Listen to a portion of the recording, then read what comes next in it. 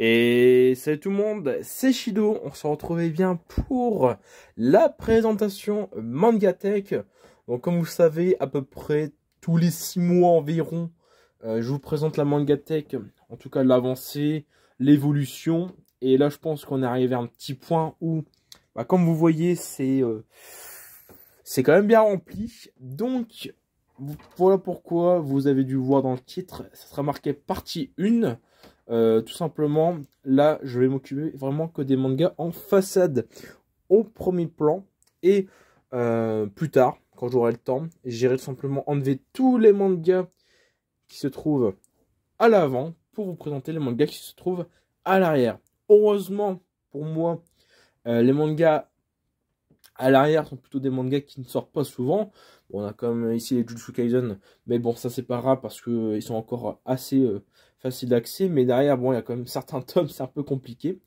Donc, comme à l'habitude, eh bien, on commence par la partie du haut. Avec tout simplement le premier tome de Dragon Ball.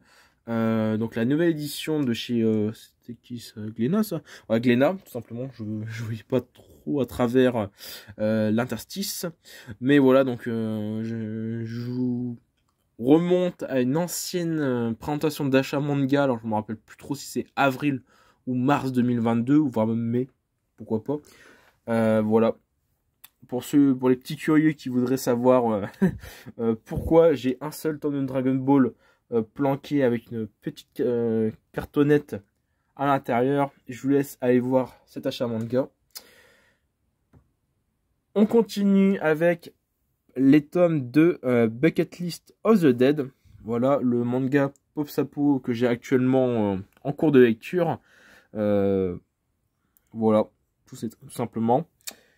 A Couple of Cuckoos, le manga de romance qui a été vachement médiatisé quand même par Pika lorsqu'il était sorti en avril dernier. Donc on a déjà 5 tomes. Pareil, c'est toujours un excellent manga de romance. Bon, un peu triangle amoureux. Voilà, ça commence à partir en triangle amoureux à partir peut-être des tomes 4-5, je pense. En fait, moi, pour mon avancée sur le manga, je me suis arrêté au tome 3. J'ai continué par rapport à l'anime, en fait, étant donné que c'était l'anime qui était sorti en même temps que le manga. J'ai voulu privatiser l'anime par rapport au manga, mais bon, voilà, ça commence bien à partir en triangle amoureux. L'Erania Crimson, eh bien, c'est tout simplement le manga de Dark Fantasy avec les dragons, l'ennemi de l'humanité. Pareil, excellent manga que j'ai découvert il y a déjà quelques temps. Voilà, donc en plus ce qui est bien, bon, c'est qu'il y a 10 tomes aujourd'hui sortis. Malheureusement, sur la date de parution des mangas, c'est assez long, c'est un tous les 6 mois. Donc c'est pas demain la veille qu'on aura la suite. On va passer sur une bonne partie Isekai. Comme vous savez, l'Isekai, c'est mon genre, en tout cas actuel, que je préfère le plus. Bien entendu, l'isekai c'est un grand mot, mais derrière il y a tout ce qui est magie, fantasy. Voilà, généralement c'est plutôt ces genres groupés qui font que j'apprécie le genre. Bien entendu, chacun ses goûts, mais tant qu'on respecte les goûts de chacun, franchement, tout se passe super bien. Donc, le premier manga, c'est tout simplement réincarné dans un autre monde. Pareil, heureusement qu'il y a eu l'anime qui m'a permis tout simplement de me remettre dans le manga que j'avais un peu délaissé au cours de l'histoire. Merci à l'animé. L'excellent The Eminence in Shadow, je vous en dis pas plus. L'animé est en cours de parution en ce moment. Le manga, c'est 6 tomes actuels de Shidoki Doki. Je vous laisse aller le lire parce que franchement, c'est peut-être l'isekai, mon isekai préféré en ce moment. The Eminence in Shadow. Voilà. Arifureta de Zero à Hero et son préquel normalement Origins. Voilà, tout le monde connaît Arifureta, donc plus ou moins dans les, dans les bonnes dimensions, on va dire, dans les bons côtés comme dans les mauvais. Voilà, je vous fais pas le speech. Vraiment, si vous voulez vous lancer dans Arifureta, veuillez lire le manga et éventuellement, pourquoi pas regarder l'anime par la suite. Mais voilà. Bien entendu, il y a tous les fans du light novel qui diront lisez le light novel en priorité. voilà, je suis pas un lecteur de romans. Bon, Light Novel, c'est pas vraiment un roman, mais on va dire que si, sans trop regarder dans les détails non plus. Mais voilà, bon, Harry Forever en manga, ça se lit tranquillement, sans prise de tête. Voilà. On va rentrer dans la partie Meian avec Skeleton Night in Another World. J'en dis pas plus. Un excellent isekai qui respecte le classique.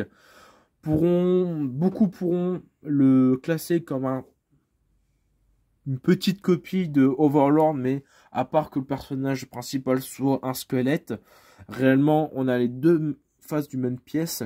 C'est tout s'oppose sur ce personnage. Là où dans Overlord, pardon, excusez-moi, Iron Gold est plutôt dans la tyrannie, mais bon voilà, c'est un peu jugé. Là on est plutôt dans la gaieté, un personnage qui est assez cœur ouvert, il a un bon fond. Bon, cœur ouvert pour un squelette, c'est voilà quoi, mais bon en tout cas c'est super sympa, c'est assez drôle, assez touchant, et surtout c'est que je trouve que les jaquettes sont très bien pour ce manga. On continue avec l'Honor Life in Another World. Bon, voilà, isekai tranquille, basique. Failure Frame, pardon, excusez-moi. Alors, c'est Failure Frame, devenu le plus puissant, je les défonce à tout avec les sorts de noob.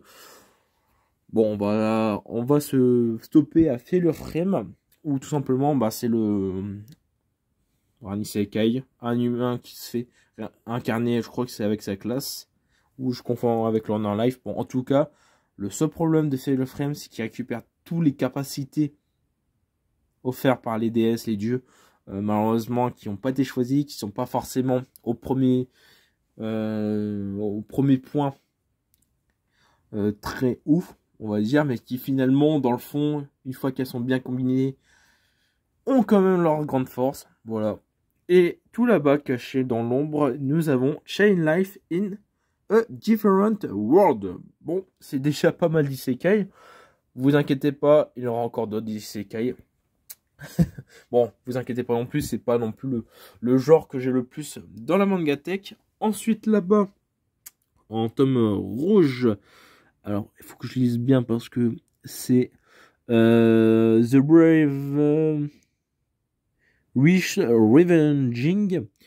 Je me rappelle plus du tout c'est quoi, je crois que c'est l'histoire de sorcière et tout. Bon, il faut que je le relise, j'ai acheté le tome 2 récemment pour pouvoir reprendre la lecture, c'est pas mal. Encore un tome de chez Meian, c'est Archidémon Dilemma. Voilà, tout simplement un démon je crois que c'est pas acheté, mais sauver peut-être une esclave, je sais pas. Je me rappelle plus non plus. J'ai beaucoup de tomes à relire pour reprendre l'histoire, c'est affreux. Voilà, donc il va découvrir un peu la vie amoureuse, la vie de mariage, on va dire, même s'ils sont pas encore mariés, on va dire.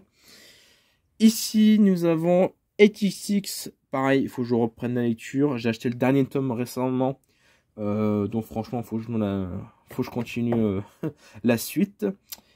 Ici, nous avons La Balade de Ran, en 2 tomes finis. Swordmaster, Ryan Khan, Swordmaster, c'est pareil, c'est terminé aussi. Bon, petite passion en plus, Super Achis Heroes, j'en fais pas plus de détails, tout est dans le nom, on va dire. The Alexi Empire Chronicle, que le tome 6 est enfin sorti. Je crois que ça fait peut-être plus d'1 an que j'ai pas vu un The Alexi sortir. Alors je crois qu'il est fini en 7 tomes, donc il reste plus qu'un tome à acheter. Mais franchement, ça fait super longtemps que j'attendais la suite. Parce que finalement, je pensais que c'était plutôt un manga typé magie. Mais finalement, c'est pas si, il n'y a pas vraiment de magie là-dedans, il n'y a même pas de magie. Voilà, on est plutôt dans la chevalerie et tout. La reconquête de son royaume, franchement, de son empire. Voilà, Dialexie, incroyable. Kemono Incident, pareil, c'est pas un manga qui sort souvent celui-là. Heureusement, il y a quand même déjà 14 tomes, donc à lire, c'est super. Voilà, c'est pas prise de tête. Et ici, on va commencer un peu à arriver dans les quelques les nouveaux arrivants de ma Mangatech. Nous avons en Corso Blister le premier tome de Miss Kobayashi, Dragon Maid. Les 2 premiers tomes de Dresseur dans notre monde, donc encore un isekai. Les 2 tomes du Prince Alchimiste, encore un isekai. Ceci, dont mon pote le raton, alors bien sûr vous le connaissez pas, mais il se reconnaîtra. Le raton qui m'a charrié à chaque fois en disant oui, t'es pas encore à jour sur Spy Family. Ne t'inquiète pas, je serai bientôt à jour. Mais comme tu vois, j'ai pas que Spy Family à acheter. Voilà. J'ai profité d'une nouvelle vague de sorties d'édition de spéciales de chez Carrefour, de chez Kyun tout simplement, avec l'intégrale de Sayonara Football. Donc du coup un intégral qui était de base en 2 tomes pour ceci. Et j'ai profité pour prendre le Final Fantasy Type 0. Le guerrier à l'épée de glace. Pareil, il faut que je le lise. Il paraît que c'est plutôt bien. Voilà. Donc j'attends beaucoup de voir comment ça va se passer. On verra bien. Juste en dessous, nous avons les tomes de Sexy Cosplay Doll. Pareil, bon, c'est surtout grâce à l'anime que j'ai continué le manga. Alors, comment dire, le manga sort pas tout de suite. Je crois qu'il faut quand même 6 mois pour un tome, donc voilà. Girlfriend, bon, bah c'est plutôt pareil, c'est encore avec l'animé, bon, c'est pas vraiment le truc que je vais continuer. Je pense que je vais les revendre très bientôt. Le Seraph of the End, mon premier manga de ma Mangatech qui a commencé cette belle aventure. Bon, bah toujours tome 23, on attend le tome 24 qui serait bien vite arrivé, je pense. Là, la conquête de One Piece avec les 20 premiers tomes. Bon, en 4 mois, 20 tomes avec tout ce que j'ai acheté comme manga, c'est pas mal, je dirais. Vraiment, bon, même s'il y a encore un long chemin à parcourir parce que actuellement, je crois que c'est 103 tomes sortis, si je me trompe pas. J'ai encore de la marge, mais plus de place. Ensuite, nous avons les 8 tomes de Why Nobody Remember My World. Toujours aussi long ce titre. Pareil, donc j'attends toujours la suite. Je sais même pas quand c'est... à quelle date c'est prévu. Bon, pareil. Là, Goblin Slayer. Avec le tome 12 que j'ai pareil attendu depuis des lustres. Vous savez, Goblin Slayer, c'est un de mes animés qui était sorti... bon, c'était vraiment, sous les 2 ans, ça doit être l'un de mes animés préférés. Bon, Goblin Slayer, c'est plutôt classique, on va dire, hein, comme animé, slash manga. Mais bon, c'est un peu gore. Voilà, c'est entraînant quand même comme histoire. Donc, pareil, j'ai attendu la suite comme pas possible. Et normalement, je dois avoir... alors, je crois que c'est Brain New Day ou Brain New World. Quelque chose comme ça, premier tome. Bon, c'est pareil, c'est un petit spin-off en plus pour Goblin Slayer. Il faut que je continue absolument, mais bon, c'est pas ma priorité en ce moment. Ici, nous avons tout simplement, du coup, la dernière partie étagère. Alors, je sais pas quand je pourrais vous faire la partie de derrière. Je vais essayer peut-être de la faire après, mais bon, c'est pas le temps qui... c'est un peu le temps qui me manque, en fait, tout simplement. Mais bon, voilà. Alors ici, nous avons les 4 tomes de Beyond the Clouds. Voilà, magnifique manga, magnifique histoire, assez touchante, des personnages incroyables qui ont une belle quête à faire dans ce titre. Malheureusement, bah, c'est pareil, c'est toujours des titres qui mettent 3 plombes à arriver. Après, je ne connais pas par cœur à chaque fois le coin de parution de tous les mangas.